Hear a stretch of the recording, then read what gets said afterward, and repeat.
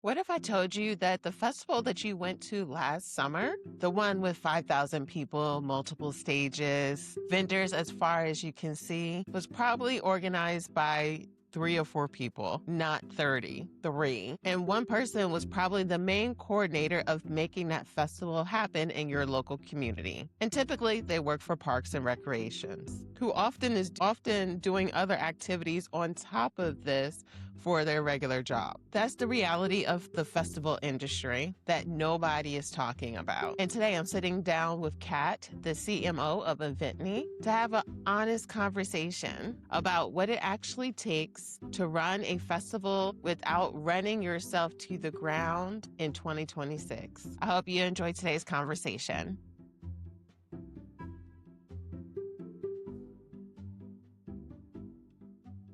So thank you so very much for being a guest today, Kat. I'm super excited about our conversation. Thank you for having me. I'm so happy to be back. And this is yes, for people that don't, this is our second interview. And I thought that this would be the perfect time to actually get together and talk about festivals, is because it's warming up, especially for those of us that are in the United States where it is either jump spring and now you're completely fully in summer, or you're just in a warm climate. So some people are kind of in a space of having to think to themselves, okay, if I do a festival, if I do this type of event, how are you going to go about executing it and some of the challenges that might come along with it? So, one of the things that I want to first jump into is, what is Eventney, and like how long have you been with the company? Yeah, so I've been with Eventny for I think like 3.5 years now, so it's been a minute. Mhm. And it is a software solution for festivals and events. So like all different kinds, but like community festivals, music festivals, fandom conventions, farmers markets, really like any type of event, honestly. And it's just like an all-in-one software that kind of puts all of the different systems that you need to manage an event. So like volunteers, vendors, tickets, sponsors, payments, contracts, puts it all in one cloud-based software solution with like a module for each different aspect of the planning process, mapping, stuff like that. So it pretty much just gives an event organizer everything that they need in one place to put an event together, make a website, stuff like that. That's awesome. And I'm sure over the years you've learned a lot of, or have experienced a lot of different things within just what's happening in the event industry. Is there something that I think surprised you coming in from a platform standpoint, heading into learning more about this world of event production and festivals? Yes, definitely. The thing that surprised me the most, and I talk about this all the time to just like my, friends who don't work in the industry, is how small the teams that are planning Mhm, large festivals and events mhm, are. It's a very, I think, um, like under promoted industry, and people put on huge festivals with like little to no recognition. And usually a festival with like 50,000 people will be run by a team of like three or four yeah. city government employees or, nonprofit people. It's usually really, really small production teams Mhm, that don't even, most, places don't have an events department. It's like Parks and Rec has, three or four people who put on city festivals every year. And it's this mhm, beloved community festival with 100+ attendees that like three people are managing and running, and nobody mhm, realizes it. And, mhm, we all go and have a great time and just don't understand the amount of work that like truly goes into it and mhm. how small the production team is. So that was just such a shock. And even now, I mean, I meet event organizers every day, and I, meet people who host events that have like 100,000, 200,000 attendees. And it's, Yeah. two people and an intern. And it's like, how do you do this? Yeah, no, I think that it's because a lot of people just go without connecting. So they're just thinking like, oh, like all of these things. And I think one of the biggest for attendees is that even like now in this day and age of people going on to TikTok and these platforms with their grievances, is that why was the ticket price this price? Why Hmm. did X, Y, and Z happen? And not understand there's so many components that actually go into making an experience. And even with the best of intentions, it can still be challenges around the budget. It can be still challenges around staffing and people don't get the fact that staffing also ties into the cost to doing events. So regardless if you're at Parks and Recreation or you're someone that is trying to be an independent to create community events, be it for other brands or for your own brand, the more people that are there, that is ultimately going to add to your operating cost that's necessary to break even.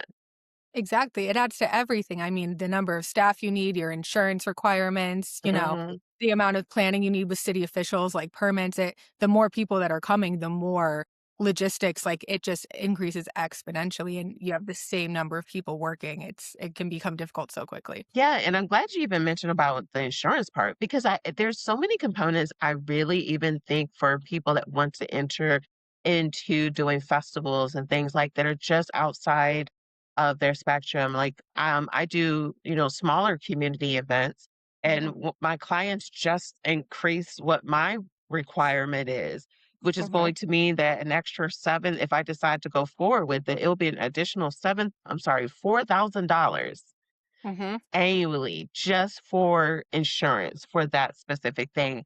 Like, did you get into this knowing that there were all of these components, or was this all like a shock to you when you No, started I had doing it? no idea. I had no idea, like, at Mm, all, really. I mean, I would just go to I mean, I was like a normal person. I would go to, like, Fall Festival and be like, "This is so fun, like, yay," mhm, love it, or the Chicago street festivals and just go as an attendee and not think at all about what went on behind the scenes to make it happen, and really just, like, it yeah, didn't cross my mind, which is, like, so embarrassing, but I think most people are like that, and then I yeah. get into this industry, like, out of college and everything, and it's just a total shock to my system. Yeah, and I think because a lot of people don't know this, and when they start to get into it, and they're probably trying to scale, and sometimes too, I feel like now we're in a day and age of where people are trying to jump over steps instead of learning through, like, how do I go about doing this successfully? So they're kind of going into it blindly. And what are you hearing from other producers right now when it comes to them either scaling or either optimizing the type of events that they're trying to do right now? So, when it comes to scaling, I mean, the number one problem that we see people run into is they have like what I call like a Frankenstein system, right? Hmm. So, they have like a successful event that has traction and attendees like it and people are coming back, maybe a couple years in a row now and they want to get bigger, like there's more demand.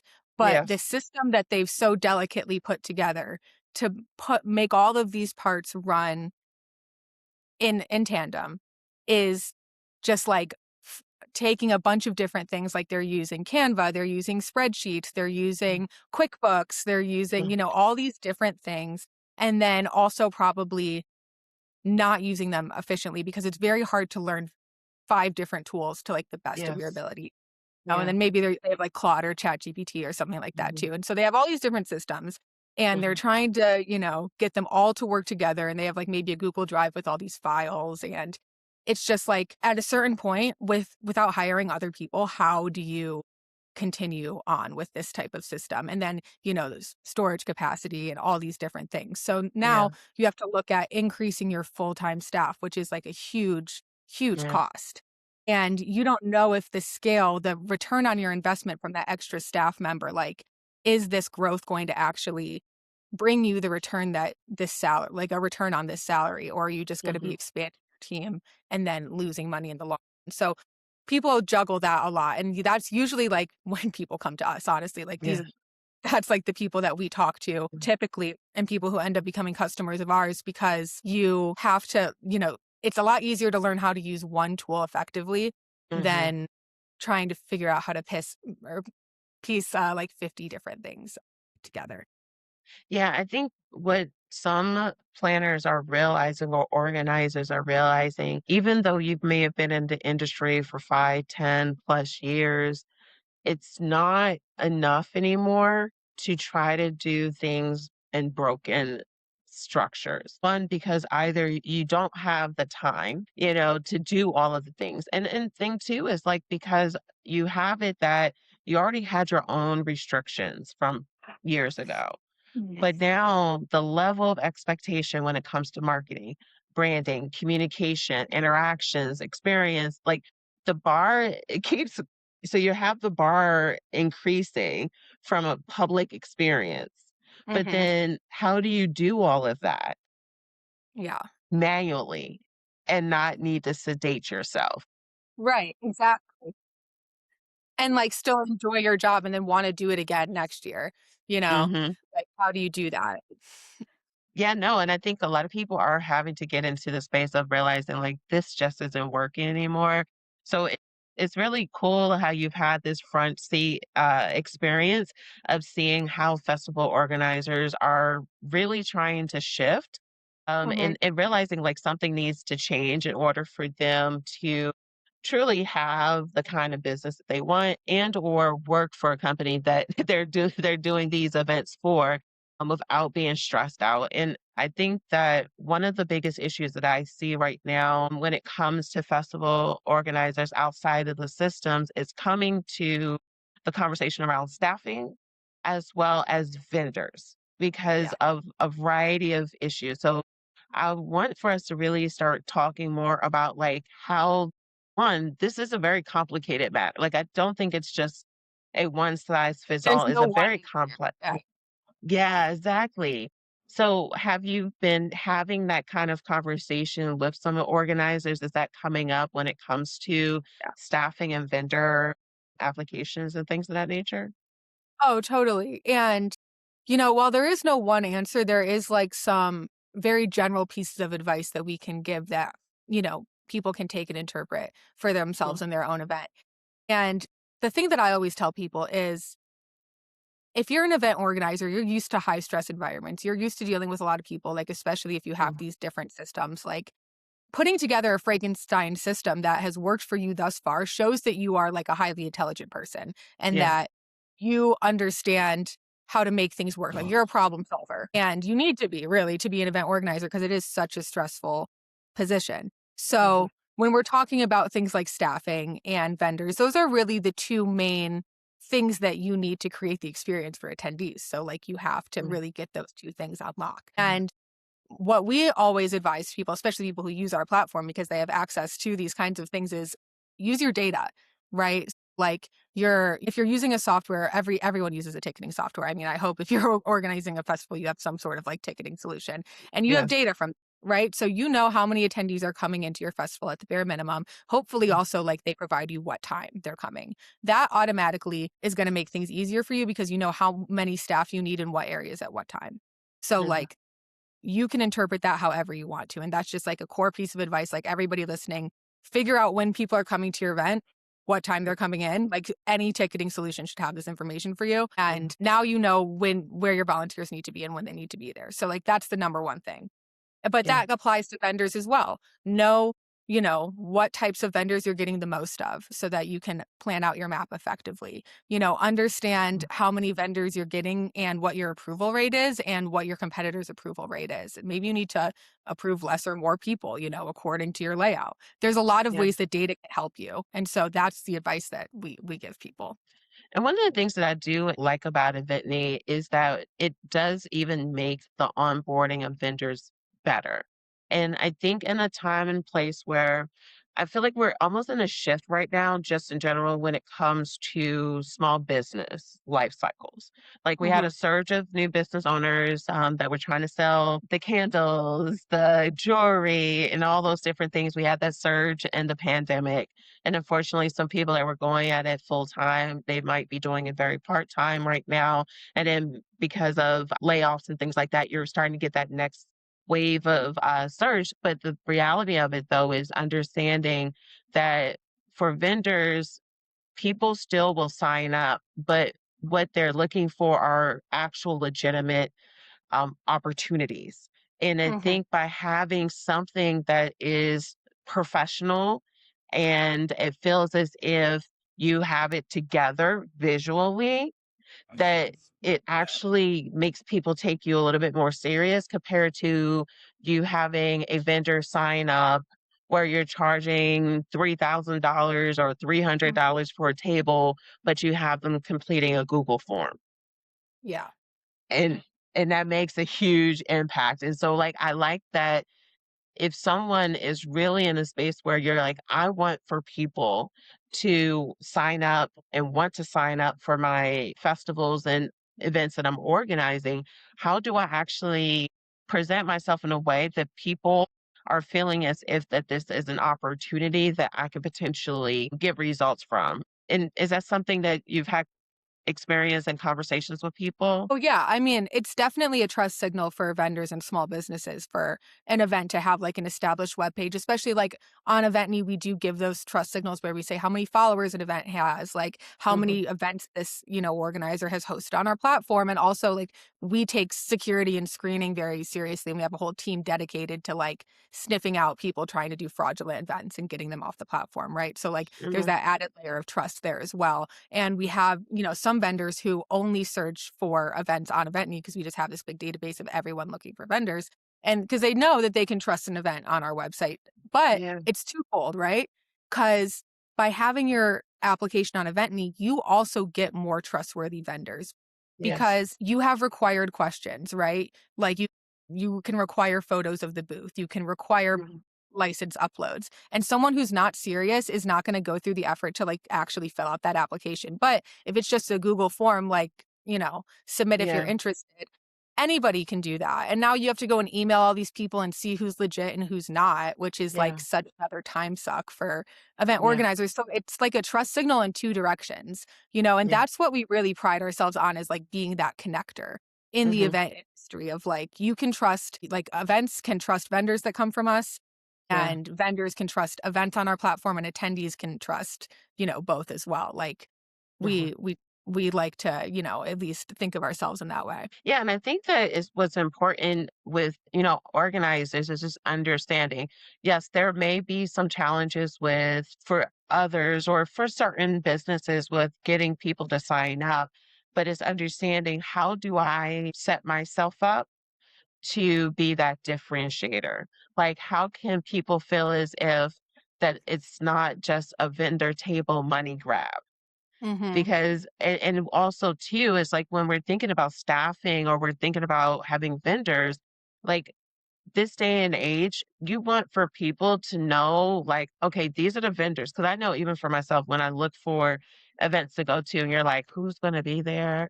And they're not using our platform. So you're just like, okay, let me guess.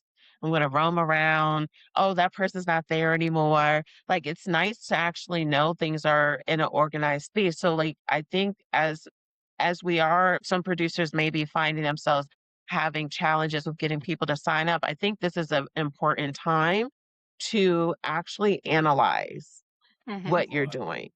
Analyzing, and if you've already been organizing a specific event, like reach out to those previous vendors, Mhm. reach out to those previous volunteers and asking like what was your experience, like knowing what were people results, because that can potentially be giving you a issue, is that people that signed, if you're finding that people that signed up with you the previous year are not signing up this year, not because they went out of business, but because of Yeah. something else, like, it may have been that it cost them more to participate in it, and I think that the more that people are present to that data, those numbers, like, I feel that in 2026 as event producers and organizers, you cannot just have a one-sided view. You have to really have a holistic approach when it comes to understanding not only what were the attendees' experience, what were the volunteers' experiences? How did your staff, like, what were the good, like the wins with staffing? What were some of the challenges? Did you need to have an extra person? Did you have too many people? Did you have too many vendors? But if you don't take the time to analyze it, then you really can never find out what the actual solution is needed to fix that. Exactly. And something that we noticed, like across the board, honestly, festivals that have vendors applying to their event in mass and have, sell out. And like Black Boy Art Show and Black Girl Art Show, this is a great example. It's an event Mm, series of art festivals that mm, started with us in 20 like a long time ago, several like before I started. And it was like one show in Atlanta and now they're like this huge national series. Like they've branched out into like two different kind of like festival series and the reason that they're so successful is because they promote their artists. Like they Mhm. aren't just promoting like we are an art festival, come Yeah. see, you know, young female artists at this hall. Like it's Yeah. they're showing these women and they're showing their art and these young men as well, and like it creates like something, an emotional pull. Like you want to go Yeah. see that. And they also curate the experience so well for their attendees that they have people doing live painting. Like they encourage vendors to do demonstrations and like really interact with the attendees. And it creates more than just like a shopping experience. And then Mm. that's all going on their social media. And Yeah. people are posting it organically as well because it's just so cool to be there. You have people doing like glass blowing and crazy stuff. You're going to put that Mm. on your socials, right? And the artists want to do it, the vendors do because they can demonstrate their craft and that's better. But so it's like a very symbiotic relationship, right? But Yes. they're promoting not just the festival, but like the experience, vendors, the businesses, the artists. And that makes people want to come and join in. And it also gets like the press and the media interested, which Yeah. creates this snowball effect, which is how festivals become like superstar successful, in my Yeah. opinion. Yeah, no, and I think that that's almost necessary this day and age. Like, I think the more we're present to how many things are fighting for attendees, Hmm. attention spans, like right now, and understanding that you're not only competing with the day-to-day things, you're Hmm. competing with the necessary things, the family things. And so what's going to get someone to even come to your festival, it's about how you're actively marketing it, how you're Yes. making sure that again, I love the featuring because you do have to feature. Like you want people to talk about it and not like, yeah, there's I think a festival that's there, or you just stumble across it because you're not thinking it through. And I think that in this day and age, it's going to be so important for people to think about how I think what it is, as I'm speaking to you, is that it's almost being intentional with it being a collaborative space. Yes, that's the perfect way to say it. That's like what I was trying to say. Like you need to collaborate and create this like symbiotic relationship. It's all like Mhm. an ecosystem, that's creating this experience for attendees. Like it's not just the festival team or the vendors or the venue. Like all Yeah. these things need to work and the software, like where we Yeah. come in on the back end, like all these things need to work together to create this, beautiful experience that people want to bring their friends and family to. Yeah. Like, and they want to experience this with others, and that's the key. Yeah, and so all this ties in into thinking like your bit like a festival as understanding your operations, Mhm, like having clarity on what are the components that will make a festival successful. So mhm. regardless of have other people have events, but they're not getting people signed up, like there's always going to be something. Like there's always going to be something. Yes, there's going to be for some people, they may have a challenge with getting volunteers to sign up, but there's a reason for that. It might be that people aren't able to get staffing. There's a reason for that. And there's multitudes of reasons. It can be payment, poor management, poor, like a lot of different things. But realizing that these are challenges and obstacles is one thing, but it's learning about how do you actually improve your operations so that you're able to actually navigate and be outliner in a positive way instead of being stopped by the noise and the challenges that other people are facing. Because believe me, if you are trying to organize an event right now and you are not having certain things happen, it really comes down to you right now. It's like taking the time because there are people that are organizing events and they're full. Yes. People listen, here's the deal. We have the data to back this up. We released a whole report on it in January. Live events are back. People Yes. want to go outside. Like attendance is up, like across the board, like not just on our platform from like all the data we collected up by like 20%. On Eventny, attendance is up 40%, like Mm, across all of the different festival and event genres. And it's not like just from more people joining our platform. Like we've aggregated the data to eliminate that. Like yeah. truly people are wanting to go outside more than they ever have before. And people are Mm, craving third spaces, right? So, like, yes. people want somewhere to go with their friends that's not home or work. Community events live in that intersection. And Mhm. so, like, the demand is there more than it ever has been. Yeah. You Because people gotta want find connection. somebody to buy. Yeah. Yeah. Yeah. No, I agree. And so, like, what's one mistake that you're finding that organizers are having around staffing and volunteer management? And the thing you see over and over again that you wish someone would say out loud about how to correct it. That's a great question. Actually, I just did an entire report that's launching in 2 days all Yeah. about specifically Pride Festival because it's Pride season and Yeah. obviously staffing is a big part of state safety. So I've been luckily for you, I guess, and the viewers looking for the past 2 months at volunteer data at our platform and like aggregating all this data. So it's like at the front of my mind. But so something that we've noticed is that festivals are seeing an increase in volunteers needed. Like more volunteer Mhm. applications are going out on average compared to the past 2 years. And Mhm. that's, on par with the rise in attendance that we're seeing on average in our platform as well. Mhm. And people are accepting more volunteer applications as well. However, something that we've noticed when looking at the data is that, less than 50% of approved volunteers actually end up checking in on Eventeny at the event.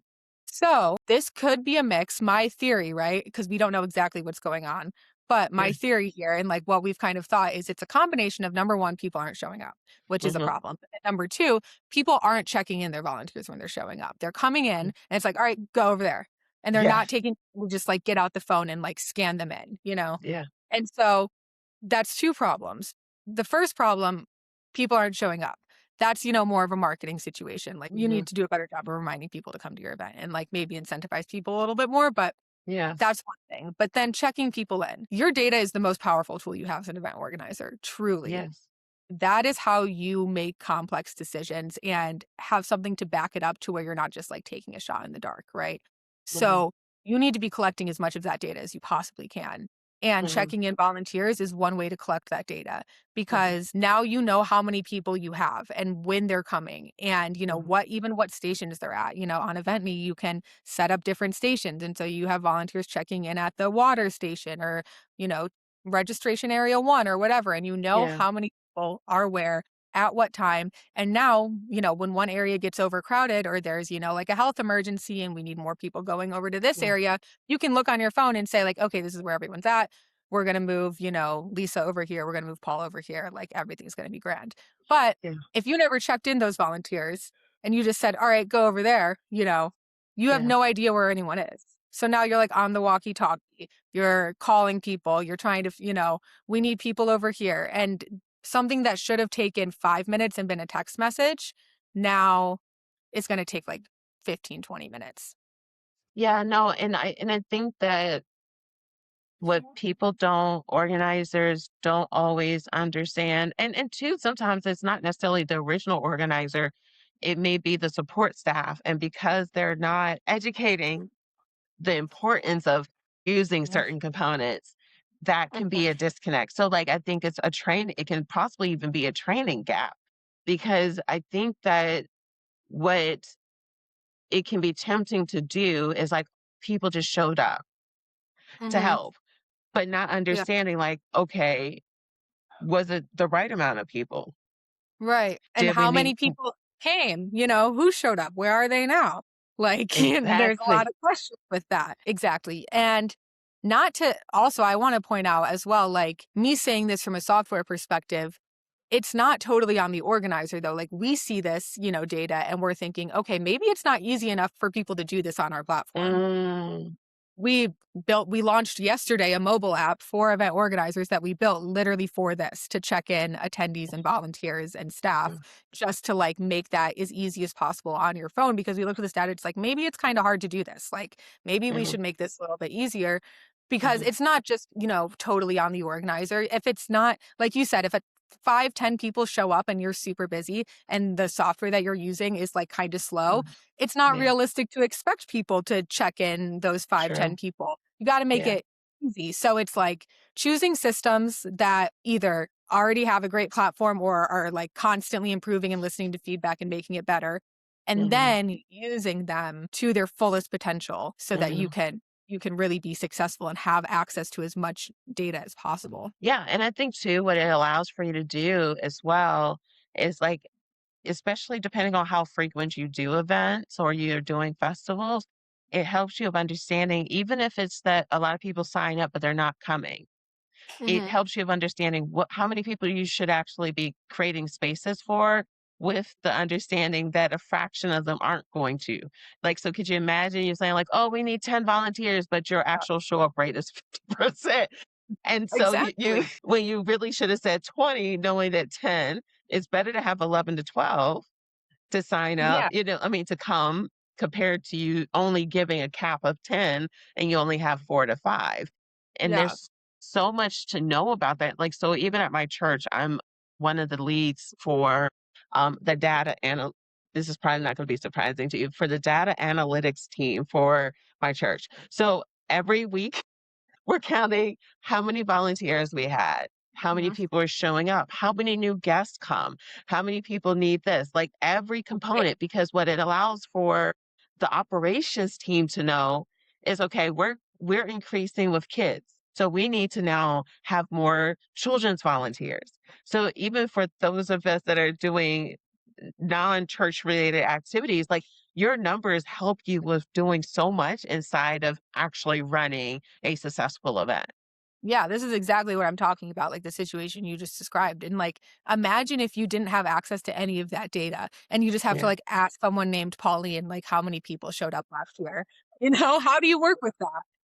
Yes. And let's say even Pauline isn't even, like, imagine if Pauline is not even with the company anymore. So Yeah, she now, retired. Like we had her password somewhere in here. Like, oh god. yes. And so I think that's one of the things we have to be present to. Like, even if someone's volunteering, you want to still treat them as if they're a part of your team. Like, how is it Hmm. that you're able to keep track of all this information so that you can continue to grow? You're able to really have the hand, like the head, is that the term? How do people say it? The hands up, the heads up.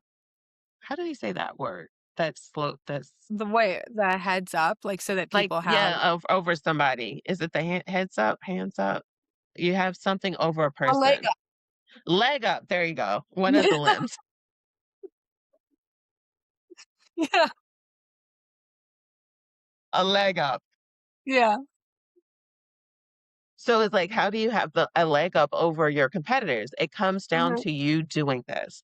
Like, I don't feel like in 2026, having data, using technology to help you run your business is optional. I feel like the ones that are doing it optionally probably are not going to be around in another year or two. Or if you do, you're going to burn yourself out. So then you're going to close your doors.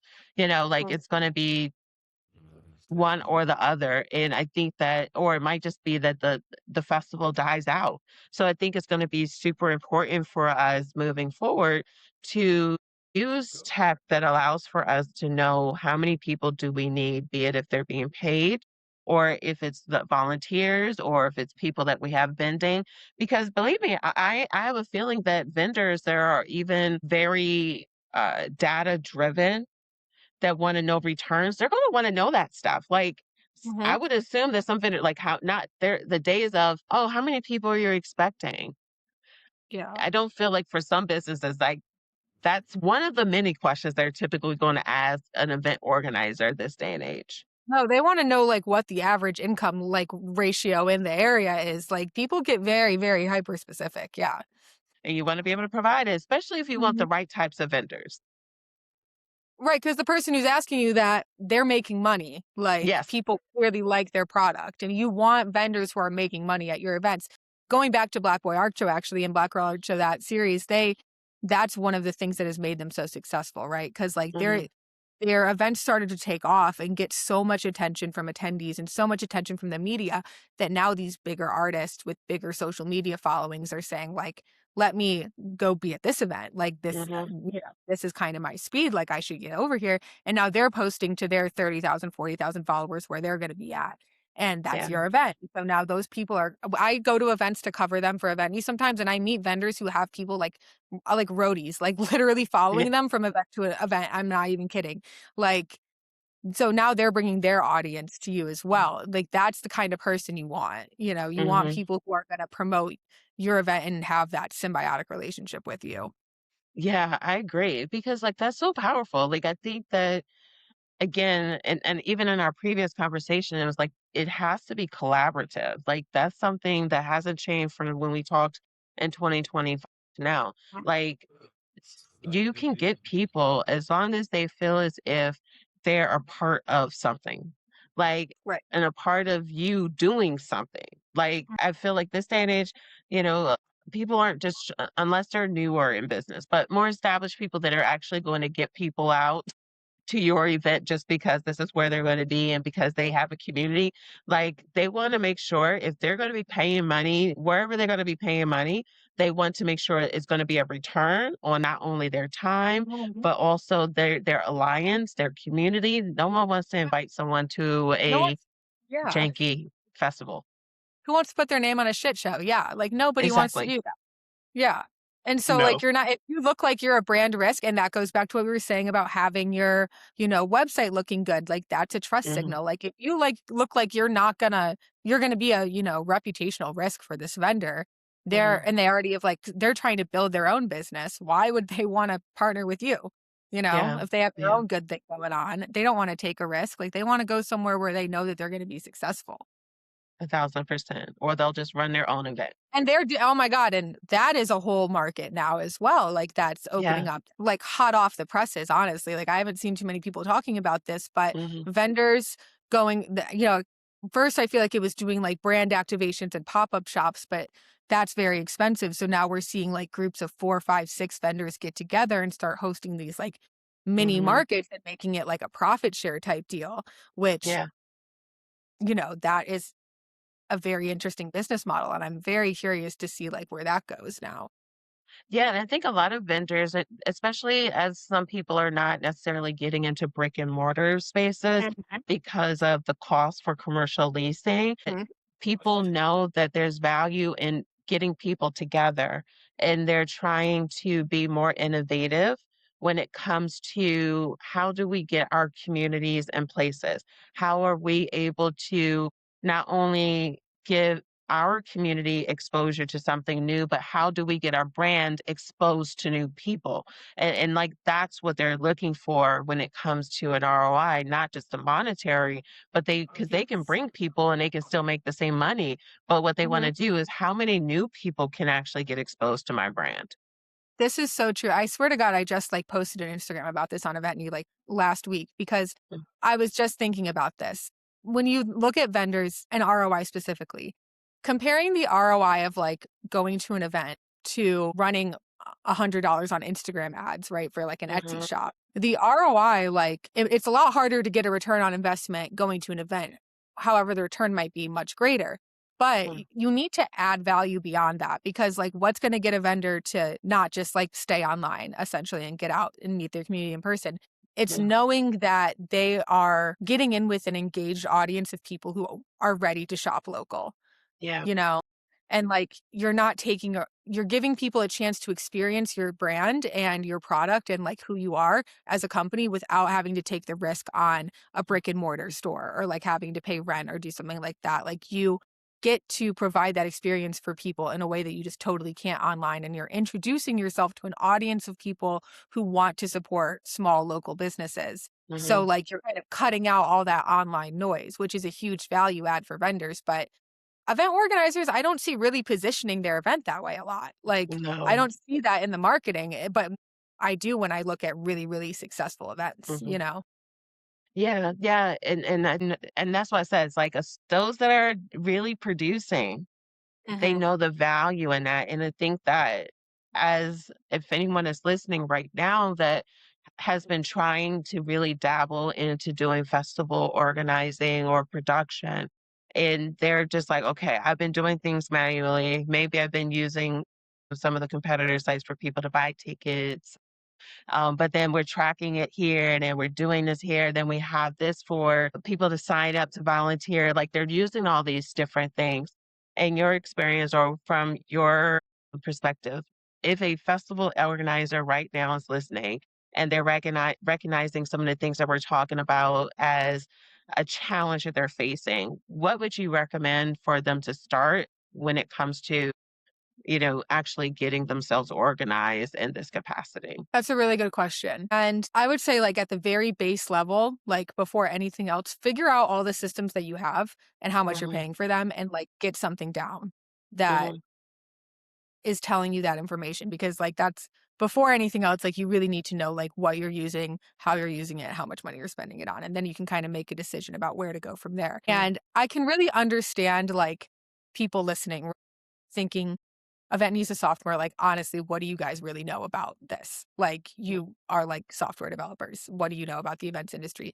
I can tell you for a fact that I talk to so many people. So we really do have this like bird's eye view of the industry from all the organizers that we talk to and like hearing what works and what doesn't and what the trends are. And then we have our own data that we look at. So we really do have like a pretty good knowledge base on what's happening in festivals and events. And we try and like give that information out as much as possible through like blogs and different, resources. So Hmm. I would recommend looking at those, honestly. Like we offer them for free. And we have so many different like templates. We have ROI calculators. We have sponsorship like templates for like securing sponsors. We have like so many different how-to guides and like best practices guides just like available for free because this is a very difficult industry to get involved with.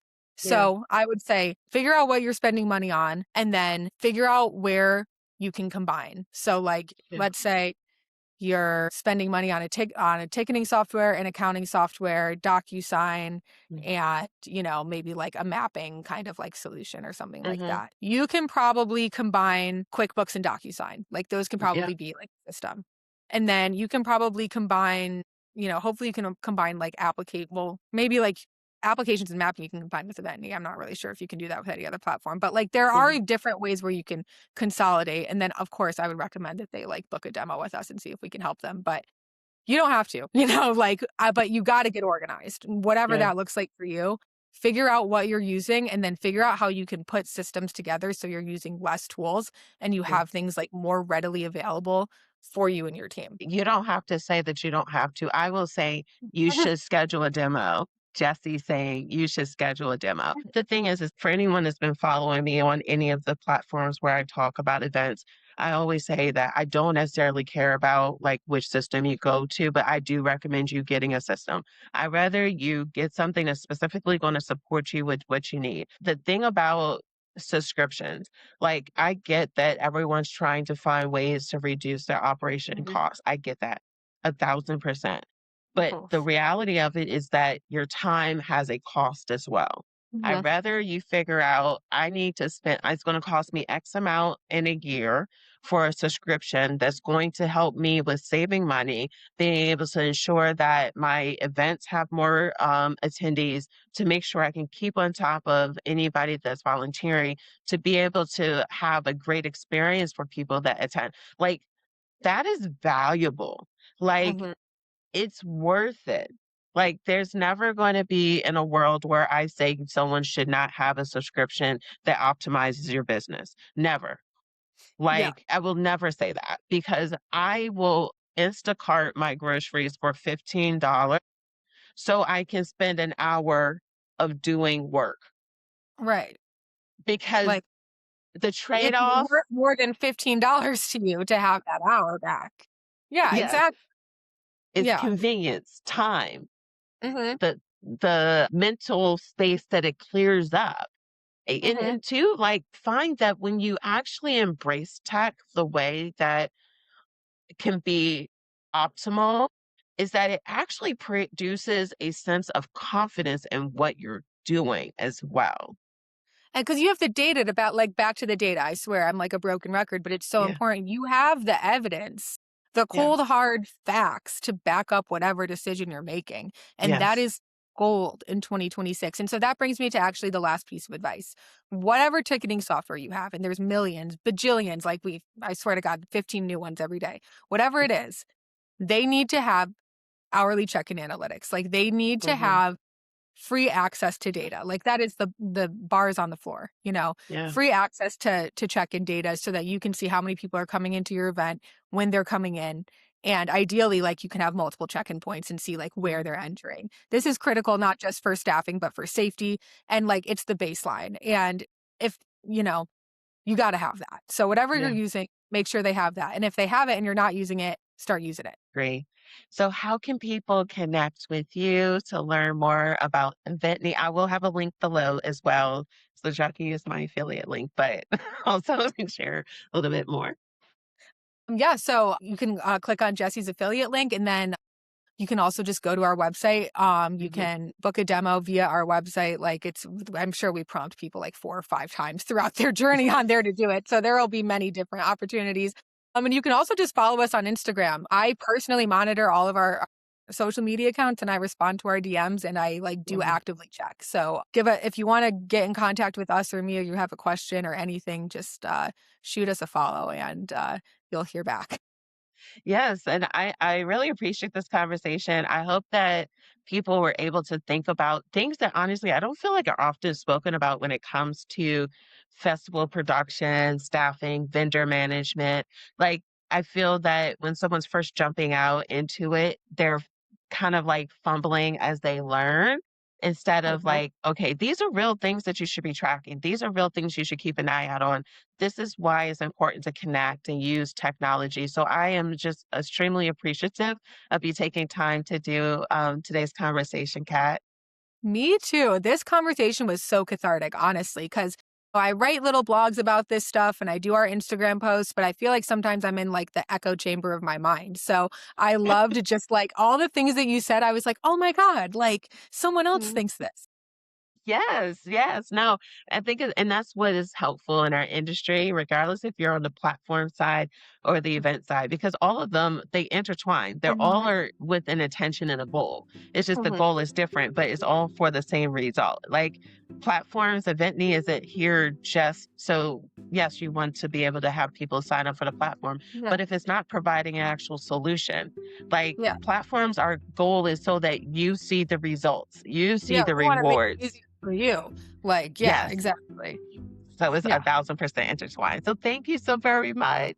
Thank you so much. I had such a great time. Yay.